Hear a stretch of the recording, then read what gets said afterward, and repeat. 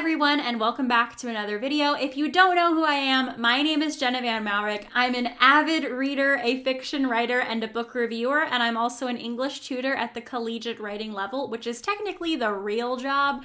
But here on YouTube, I post twice a week writing videos, whether it's going to be fiction writing, my personal writing, interviewing other authors, or like today, we're going to be talking about academic writing. And I also publish bookish fun videos like reviews, tags, hauls, and more weekly on my YouTube channel. In this series, I'm breaking down my personal academic essay writing strategy, which is how I've approached essay writing for nearly every single essay that I've been assigned since junior high. And this is also how I tutor my students as well. So you're kind of getting a preview to what kinds of critiques I offer as a tutor as well. I've also had opportunities to fine-tune this process during my university career as I've been pursuing my bachelor's degree in English at California Baptist University. And I've been teaching these techniques one-on-one with tutoring at my job. So now I'm going to be teaching them to you. To show you how this process actually works, I'm actually going to be writing an essay with you and building it from the ground up. We're going to be looking at a real essay that I've actually written for one of my courses that I've turned in and gotten an A on and gotten instructor feedback from,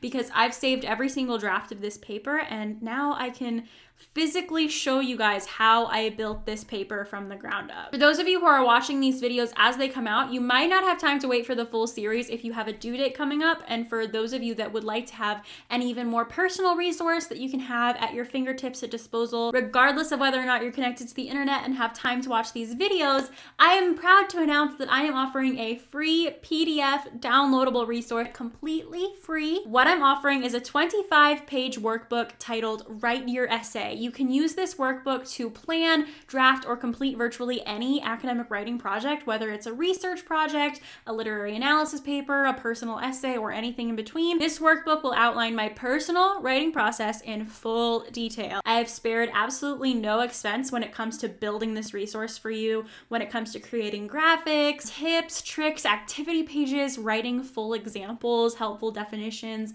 and guides for outlining or coming up with thesis statements or paragraph structure.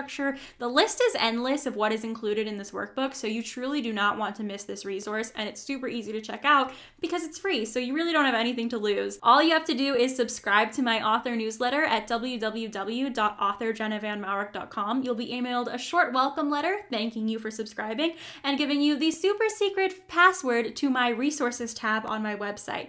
You'll find all of these academic writing helps under the For Students tab over there, and this free workbook will be available there, as well as some other posters, infographics, and other things that are more specifically focused on certain parts of the writing process and academic writing. It really is that easy to get, but if you'd like to hear me talk through this process more in depth and physically teach you and show you how this works and how you can apply this workbook and the steps included in it to a real life essay, then be sure you keep on watching these videos. Today, we're going to talk about researching for your academic writing process. Last week, we talked about pre-writing, which I believe is the first step to academic writing because it'll help you brainstorm, pick a topic, and have a working thesis available. Your thesis is going to be really important when you are researching because it's going to help you kind of develop questions that you'll need to look up in libraries and databases and whatnot, because it'll kind of tell you, okay, so now that I know what I'm talking about, what do I need to find to support my claims? You may have even already written your entire introduction paragraph at this point, and so the reason why I put researching in the second point position or the second spot, the second to pre-writing, is because one, you don't want to go into research blindly. You just don't want to start researching a random topic because you know that you're going to write something about that topic, but you don't know what. You want to be specific and intentional about your resources. So you should know what kinds of sources you're looking for, and ideally, more specifically, what your topic or what the question you need your resources to answer is. You're going to want to know, like, okay, do I need quantifiable research, qualifiable research? Am I going to need some data to back me up, or am I just going to need to do maybe some literary research if you're writing a literary analysis paper? So that'll really help you there. And And then the second reason that I have put research after the pre-writing phase is because you may find that as you research, your topic or your thesis statement will change. So this is why it's a good idea to do your research while your essay is still in the formative process before you get super in-depth or detailed about what you're going to be writing. Because again, if you start drafting and then you're in the middle of your draft and you're looking for sources, and then you have to go back and you find sources, but they don't fit your draft, but you really want to use them, then you're going to have to scrap everything that you've already written and start all the way over. So the first part of the research phase is actually conducting the research. So here are some tips and tricks for finding some credible, quotable sources for your topic. In most cases in academic writing, you're going to need to find credible sources. So that's people who say what you're trying to say, but they say it better, or maybe people who say what you want to say, but who have more experience in their field and can be trusted, whereas you are just a student or one person. Finding sources is like the Avengers Assemble moment in your writing process, but chances are your sources won't just come directly to you like Nick Fury just showed up in Tony Stark's house. You're going to actually have to do some digging to find them yourself, and you may find this quite difficult. So first things first is to know what to look for. Do you need journal articles, books, web articles, blogs, that kind of thing? In most cases, you won't just be able to Google your topic either. More than likely, the perfect answer will not show up at the top of the results list. So I recommend writing down several keywords or phrases to search, especially if you're using an online library or database that doesn't have artificial intelligence and can kind of cull through the results list for you. Now, for me, my paper was on the subgenre of Christian fiction, biblical fiction. So some related keywords that I used to kind of get more accurate results from my searches were author names such as Misu Andrews, Tessa Afshar, Jill Eileen Smith. I also searched for specific criticism of some noteworthy biblical fiction novels such as The Red Tent or Ben-Hur. Christian fiction, which is kind of a sister genre to biblical fiction. Midrash was another thing that I looked up that kind of brought me into a similar vein of sources that I was looking for.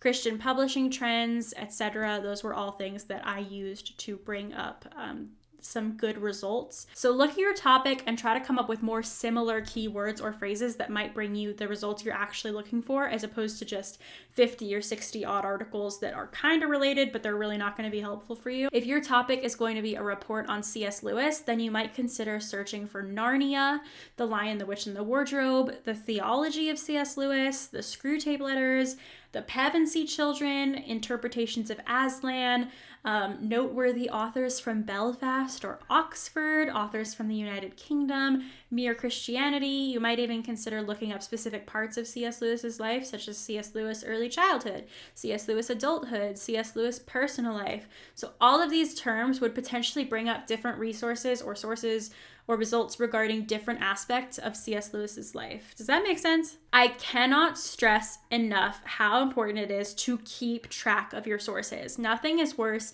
than accidentally closing all of your tabs in the middle of a research session and not being able to remember which source was which or where you found the perfect article to support your thesis. Write literally everything down. You will thank me later. So what was the source? Where did you find it? Why did you think it was interesting? Who wrote it? This kind of information will not only help you keep track of what you're studying, but it may help you later as you create your bibliography or your works cited page, especially if your assignment requires an annotated bibliography, which I'm also going to be covering in today's video. If you can, what I like to do just to streamline this process is to email myself copies of the links to different resources. So I'm going to show you how to do this within EBSCOhost, an EBSCOhost database. Many colleges that I have experienced or worked through or worked with use EBSCOhost online library databases. So if your college uses an EBSCOhost database, then this will really help you because it's a really simple tip and trick to explain, but a lot of databases, other databases are very similar. But what I'm going to do here is I'm going to go to my school library. So this is for California Baptist University. Again, like I've said before, library. This is going to take me to my library.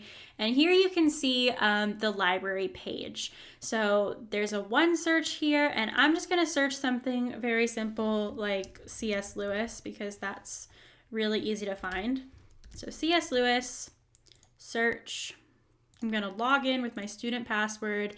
You guys can't see that. And then what this is going to do is bring up a list of results. So there's a lot of books here.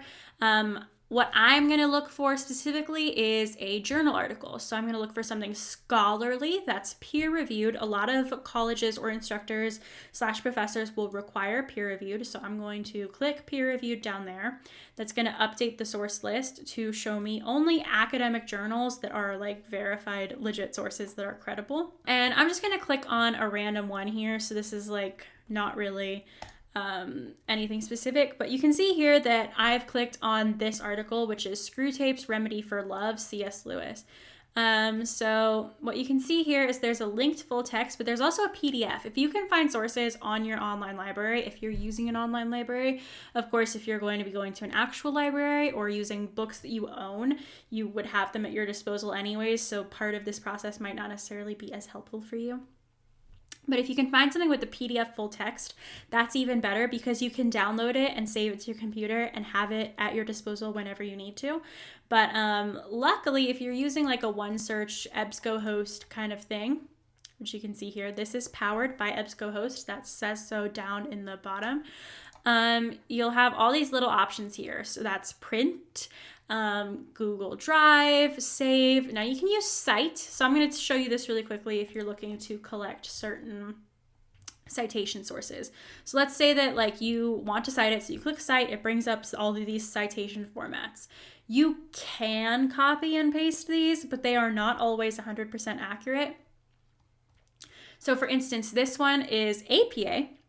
But you can see here that it is, the title of this article is capitalized in title case. And with APA, for article titles, not journal titles, but article titles, you write them in sentence case. So you'll just want to make sure you can copy the reference information here, but you're just going to want to double check it before you turn it in and make sure that it's accurately formatted and absolutely correct. But again, you can see down here, there's the MLA. Even if this isn't exactly correct for how it should be written according to the formula, for your chosen or your assigned format, whether that's APA, MLA, Chicago, or something else required by your instructor, this will at least give you most of the information that you need to know, but you can also find that information down here, such as publication year, author names, subjects, title, type, all of that kind of thing. So that's really quick, just kind of what that looks like. But what I like to do is this little handy button right here, and it says email. And then all you have to do is type in your email address. So I would just go ahead and say, hey, I want to send this to myself. That is my email address, in case you were wondering. That's going to be sent. So they're going to send me a record of that source there. And you can see here, I have just opened up my email and there it is. I got this email from EBSCOhost. You can see right there, EBSCOhost. And you can see that it has the bibliographic information. So language, year, ISSN, peer-reviewed, author, source type, all of that information.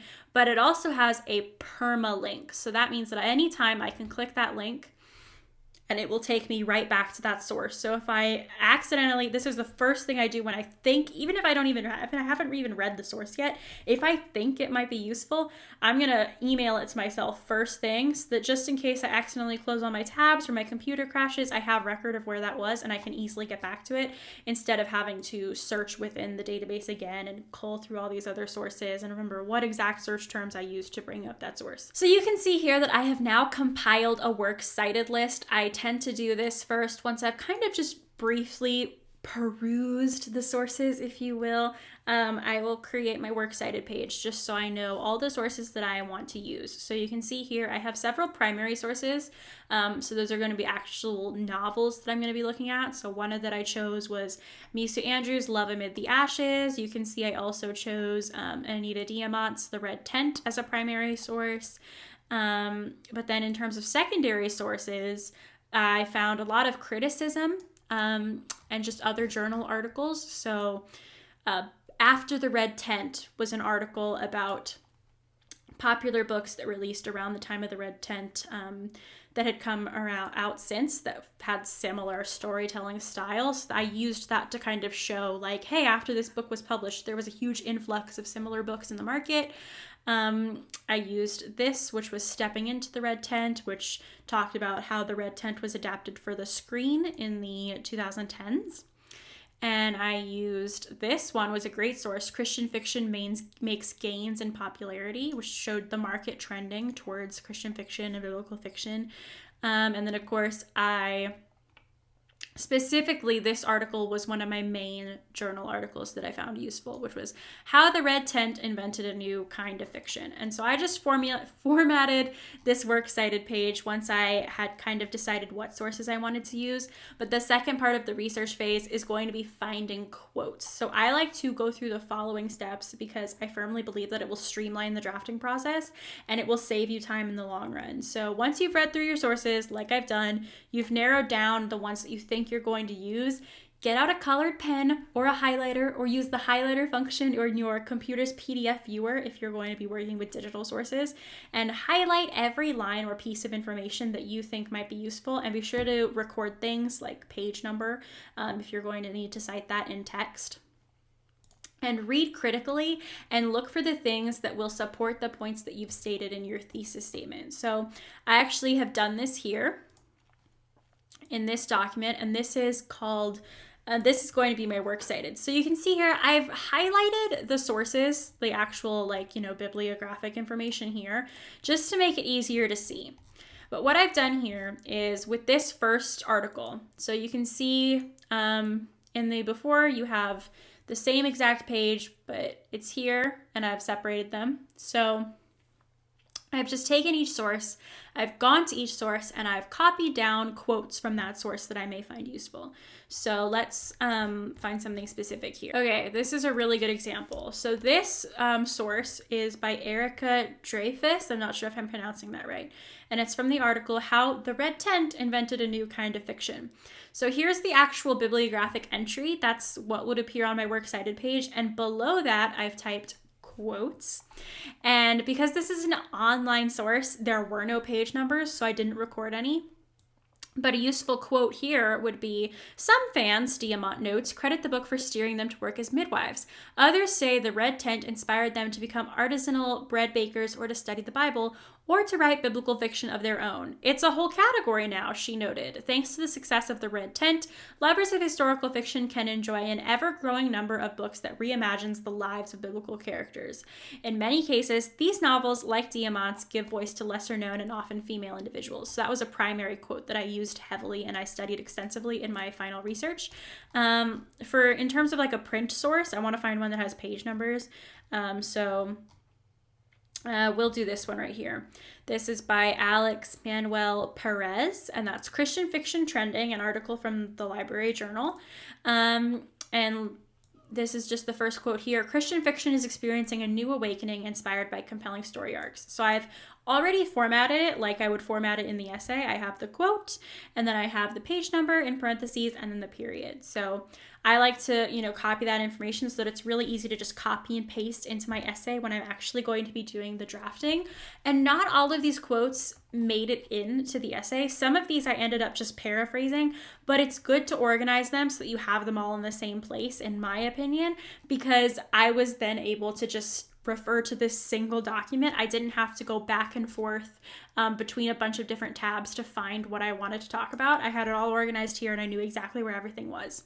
So now once I've gone through all of my sources and narrowed down which ones contain valuable information or that I might like to cite in my research paper or paraphrase or whatever, I then like to take an extra step. And I open up a blank document and I start copying and pasting them and organizing them either by source or by topic. I've done it here by source, and I like to include the parenthetical citations so that I have it ready to go. And depending on your draft format, APA, MLA, or whatever your teacher requires, it's going to look a little bit differently. But the reason I do this is, again, because it puts all of the sources and the source information in one place. There is no more going back and forth between, oh, did I find that here or was it in this article? It'll keep you much more organized and it'll make drafting go a lot faster because you won't have to sit there and oh, where was that perfect Misu Andrews quote? You won't need to do that because you'll know, oh yeah, it's going to be like right down here with Misu Andrews. You won't have to waste time searching for quotes or searching for support because it'll already be organized, and it's even better if you've already got it formatted so that you can just super quick copy and paste or paraphrase it into your essay and make sure that you have the site. Before I go, I really do want to quickly talk about annotated bibliographies and how to create them and why it's important. If you can, also annotate your bibliography as you're working on it, because what that's just going to do is give you a really good idea. So let's say that you've left this project, you've gone off for vacation for a couple days, maybe you went to hang out with your friends a night or two ago, and now you don't remember, like, what was I looking at last night? This will help you remind, because if you're creating an annotated bibliography, it really is just a snapshot view. So you can see that I've tacked mine on here. I've already, at this point in my essay writing phase, I've written my introduction, so that's there. And then I have my bibliography all ready to go, except I've added these annotations. And what this does is it will really just explain to you what the source was, why you thought it was important, why it's credible, and then like how it can be used in your essay or how it's relevant compared to your topic. For this entry here, I have the citation information for Anita Diamant's The Red Tent, her novel. And then I also have The Red Tent by Anita Diamant is the novel that has been credited with reviving, if not starting, the phenomenal leap in biblical fiction publishing. While The Red Tent is not an explicitly biblical novel, nor is it written for it to be particularly spiritually inspiring, the popularity of the setting and the characterization became a huge trend for readers. As such, this book remains a primary source when researching and investigating the origins and evolution of the biblical fiction genre. So that's an example of an annotation. It tells me what the source is, why it's credible, and why I should include it in my essay. That's a really quick way. If you're going to be creating an annotated bibliography, your professor or instructor may have other specific things that they want you to include in it. But that's just the basic idea, and you kind of get the point there. But I recommend doing that as well if this project is going to be spread out over time, because chances are you won't remember, did I see that in, Judith Rosen's article, or was that in Teresa Sass's article? So you might start to get your sources confused, and this is going to help you kind of paraphrase them and study them, and it'll make it super easy. If you have any more questions about research for academic writing, then I do highly recommend this book, The Craft of Research. It's pretty thick and hefty, but it is filled with so much knowledge when it comes to how to do research, how to conduct it, and then how to engage with it and engage those sources into an academic writing paper. So I highly recommend this one.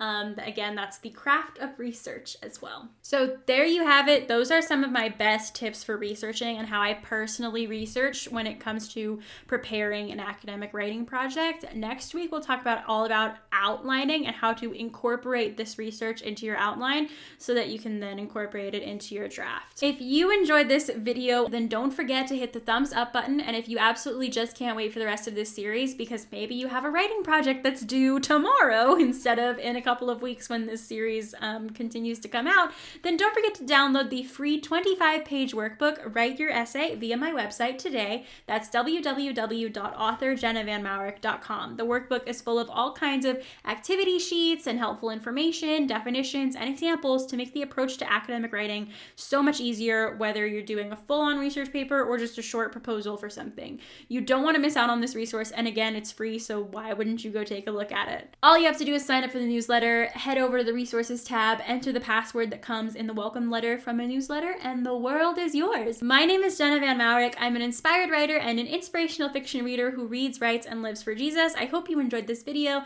if you did, don't forget to give it a thumbs up and hit the subscribe button on your way out so that you never miss when I post a new video. I post 2 videos every week to my YouTube channel here. One is always going to be a writing video, whether that's going to be fiction writing or academic writing, as it is in this case, and the other will be a reading/bookish fun video as well. So if either of those or both are something that you're interested in, then be sure to stick around for more. You can find me on social media at Jenna Van Mourik or on my website, like I already said, www.authorjennavanmourik.com. Thank you so much for watching, and I will see you guys next time. Bye!